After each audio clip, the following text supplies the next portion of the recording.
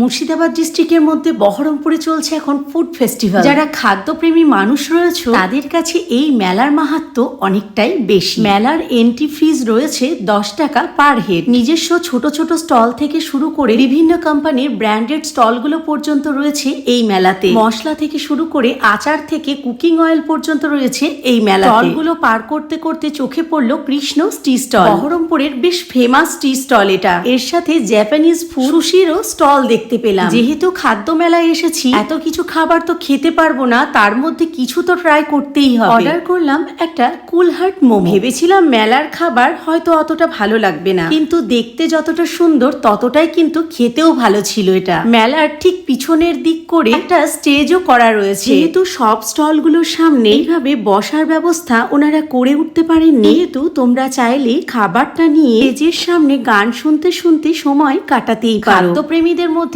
যারা sea food পছন্দ করো, তোমাদের জন্য এই স্টলটা বেশ ভালো হবে। আর রয়েছে পিঠে পুলির স্টল। যেহেতু ঠান্ডাটা বেশ ভালোই পড়েছে, তারা বাড়িতে এই রকম পিঠে পুলি বানানোর একদমই সময় পাও না, তোমরা ফ্যামিলিকে নিয়ে একটা দিন এখানে সুন্দরভাবে সময় কাটাতেই পারো। যদিও আমি সব রকম খাবার খেতে পছন্দ করি না, তবুও সবকিছু মিলিয়ে সবার পছন্দের মতো জিনিস তোমরা পেয়ে যাবে এই মেলাতে।